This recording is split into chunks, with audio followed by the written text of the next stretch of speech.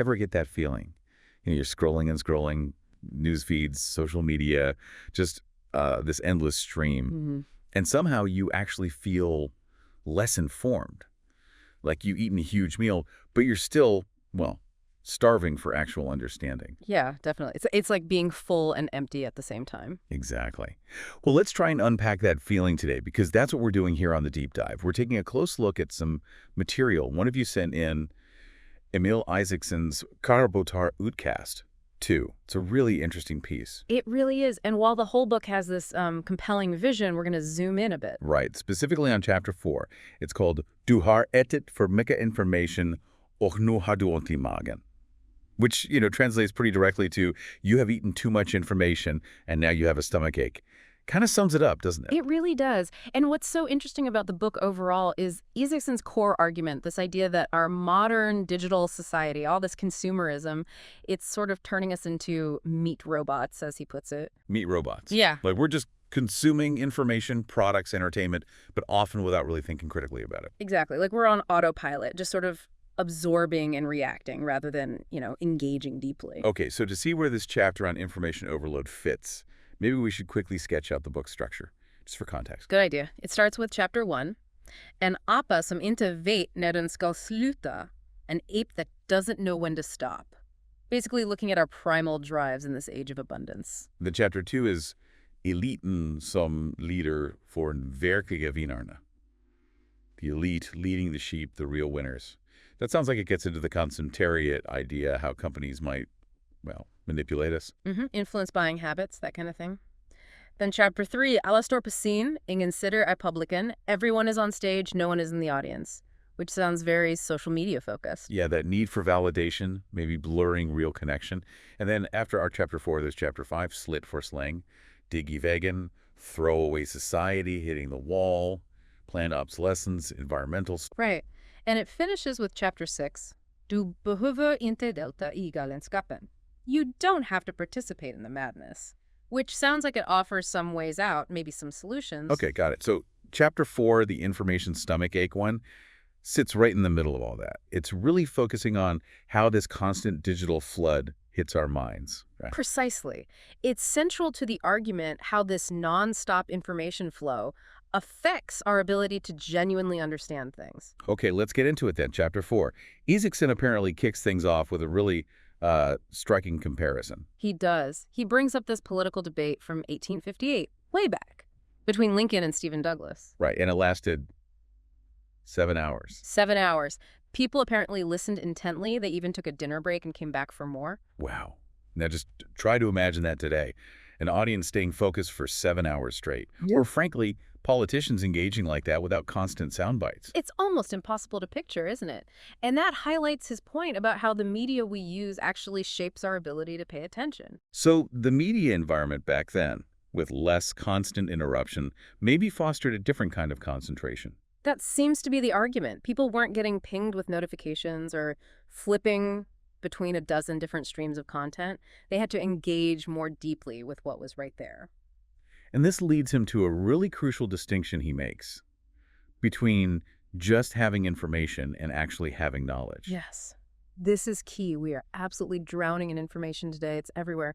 But Isaacson argues, and I think it makes sense, that having access to facts doesn't automatically mean you understand them or have knowledge. So information is like the raw data points, maybe. And knowledge is connecting them, seeing the pattern, really internalizing it. Exactly. Knowledge needs processing. It needs connecting, retaining, integrating it into what you already know. It's not just, a quick Google search result. He apparently uses a really relatable example for this.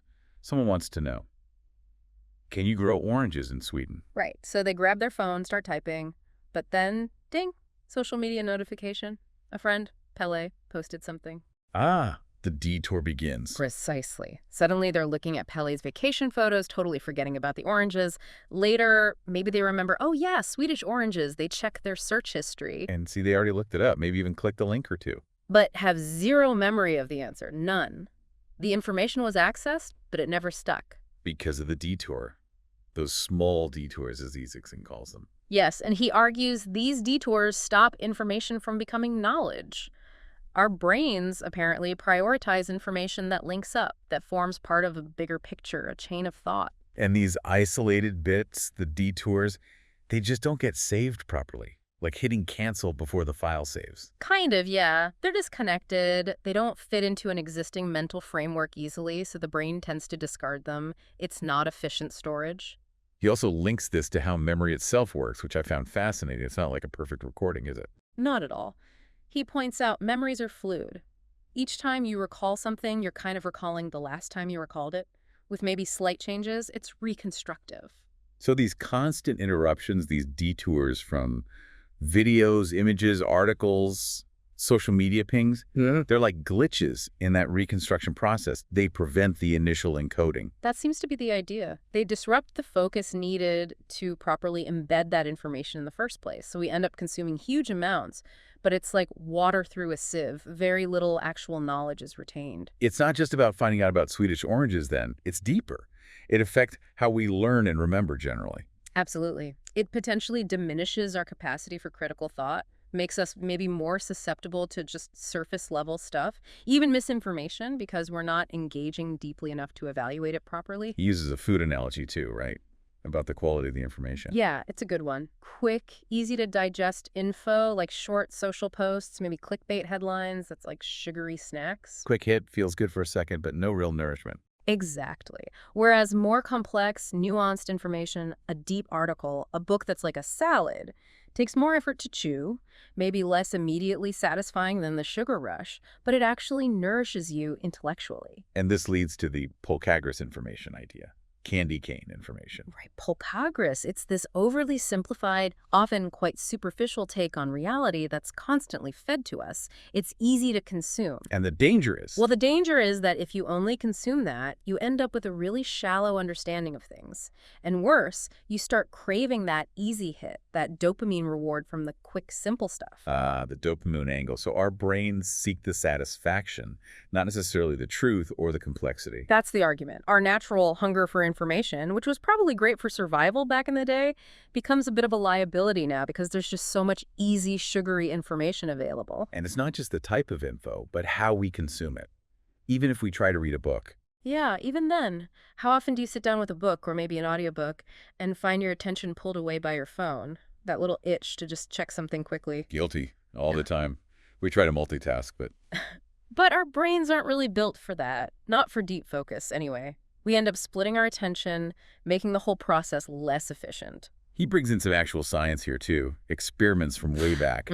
Mueller and Pilchecker, late 1890s, they did experiments with learning nonsense syllables. Basically, if people learned one list, then immediately learned another list. They forgot the first one. Their recall of the first list was much worse, yeah. But if they had a break, about 2 hours between the lists, their recall of the first list was significantly better. So the break allowed the memory to stick. Yeah. Solidify. Exactly. It's called memory consolidation. The brain needs time, uninterrupted time ideally, to move information from fragile short-term memory into more stable long-term storage. And if we keep cramming new stuff in before that consolidation happens... The new stuff can effectively interfere with or even erase the older stuff that hasn't solidified yet, like writing over a wet signature. Wow. Okay, connect that to today. We're constantly cramming, right? Scrolling, clicking, switching apps. Precisely. We're flooding our short-term memory constantly, never giving things a chance to consolidate properly into long-term knowledge. And this creates a cycle, doesn't it? Because we don't remember it properly. We become more reliant on searching for it again. We use technology like an external memory drive. But because the intake process itself hinders long-term retention, we need that external drive more and more. Which could have some pretty big consequences. He mentions ADHD diagnoses. He does. He points to a significant rise in diagnoses in kids, something like 67% between 97 and 2016. Now, he's careful. Better diagnosis plays a role for sure. Right. But he suggests this radically changed environment, this constant digital stimulation, could also be a contributing factor, given how adaptable our brains are. Which brings us to neuroplasticity, the brain changing based on experience. Exactly. Neuroplasticity means our brains physically adapt to the tools we use. Technology isn't just something we use. It becomes, in a way, an extension of our minds and bodies. He's that analogy about walking into a dark room. Yeah, it's quite telling. What's the order of operations? First, you probably feel for the light switch. Oh. If that fails, maybe you pull out your smartphone for the flashlight. Right, technology first. Then maybe you use your hands to feel around. And only then, perhaps, do your eyes start to adjust naturally. Our own senses become the backup plan sometimes. That explains why losing your phone, or even just your glasses, can feel so weirdly disorienting, like you've lost a part of yourself. Mm-hmm. For the brain, these tools are deeply integrated. Losing them is almost like a minor amputation, neurologically speaking. It feels incomplete.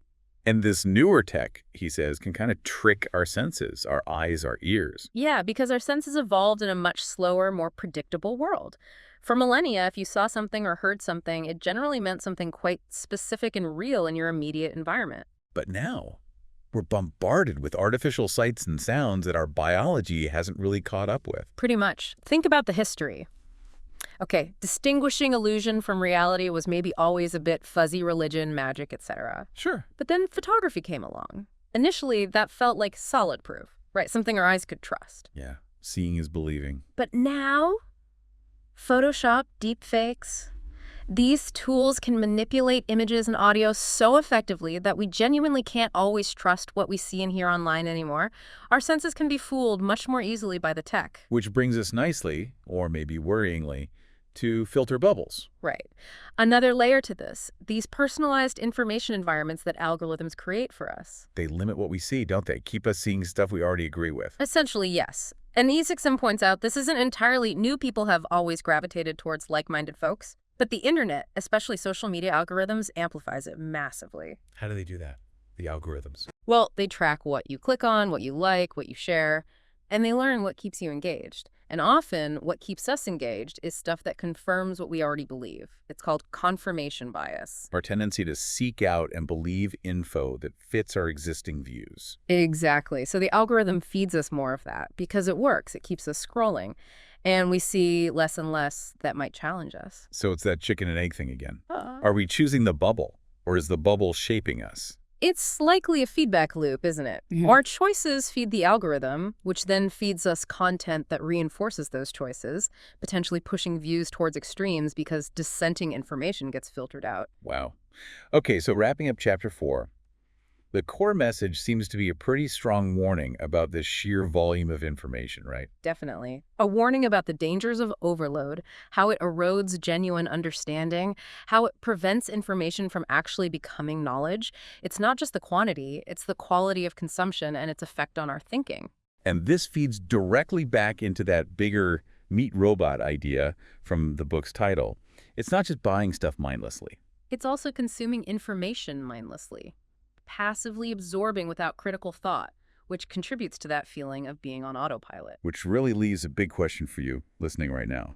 How conscious are you of your own information diet? Are you actively seeking knowledge or just consuming information? It's something to really reflect on, maybe. Thinking about your own digital habits. Are there ways to be more mindful? Maybe looking into ideas like digital minimalism. Yeah, just consciously thinking about the difference between passively letting information wash over you versus actively trying to understand something more deeply. So maybe a final thought to chew on. Perhaps it's worth intentionally unplugging, even for a short while, and just considering the quality of your mental nutrition. What are you actually feeding your mind day to day? Is it really nourishing your understanding?